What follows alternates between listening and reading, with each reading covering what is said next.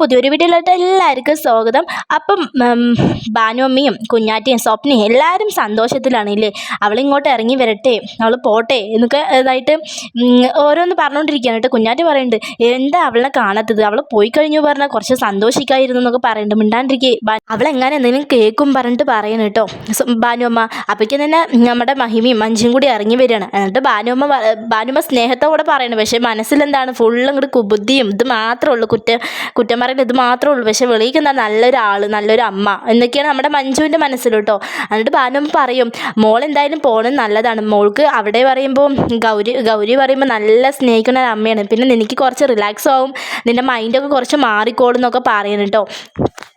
അതൊക്കെ കേൾക്കുമ്പോൾ മഞ്ജു പറയും, ആ അമ്മേ ഞങ്ങൾ അവിടെ നിന്നോളാം, ഞങ്ങൾക്ക് കുഴപ്പമൊന്നുമില്ല പറഞ്ഞിട്ട് പറയണത്. എന്നിട്ട് പിന്നെയും ഭാനുഅമ്മ എന്തൊക്കെയോ കുറേ സ്നേഹത്തോടെ സംശയമില്ലാത്ത രീതിയിലൊക്കെ എന്തൊക്കെയോ പറഞ്ഞ് ഒപ്പിക്കുന്നുണ്ട് കേട്ടോ. അപ്പം അത് കേട്ടിട്ട് മഹിമ പറയും, ഭാനുഅമ്മേ ഞങ്ങൾ എന്തായാലും ശബരിമലയ്ക്ക് പോയിട്ട് വന്നതിന് ശേഷം ഞങ്ങൾ വരുള്ളൂ, അതിന് മുമ്പ് ഞങ്ങൾ ഇങ്ങോട്ട് വരില്ല പറയണം. അത് കേൾക്കുമ്പോഴേക്കും ഇവരുടെ മൂന്നാളുടെ മനസ്സിൽ എന്തോ ലഡ്ഡു പൊട്ടിയ പോലെയൊക്കെയാണ്. ആ മതി മോളെ, എനിക്ക് കുഴപ്പമൊന്നുമില്ല, അപ്പോൾ വന്നാൽ മതി എന്നൊക്കെ പറയണം കേട്ടോ. അതിന് മുമ്പ് വരണം പറഞ്ഞാൽ ചിലപ്പോൾ കയറി വന്നാലോ പറഞ്ഞിട്ട് വേണ്ട മോളെ എന്നൊക്കെ പറയുന്നുണ്ട് കേട്ടോ. മഹിമയാണെങ്കിൽ ഇങ്ങനെ ഓരോന്ന് പറഞ്ഞുകൊണ്ട് അത് കേൾക്കുമ്പോൾ മഞ്ജു പറയും, മിണ്ടാണ്ടിക്ക് മഹിമിനെ എന്തൊക്കെയാണ് പറയുന്നത്, നമുക്ക് പോവാൻ പറഞ്ഞിട്ട് അവിടെ നിന്ന് ഇറങ്ങുകയാണ് കേട്ടോ. അവിടെയാണ് നമ്മുടെ ഗൗരിയമ്മ അവരുടെ രണ്ടാളിനെ സ്വീകരിക്കാൻ വേണ്ടി കാത്തിരിക്കുകയാണ്. അവരെ കണ്ടതും വരും മക്കളെ കയറി വരൂ എന്നൊക്കെ പറയുന്നു കേട്ടോ.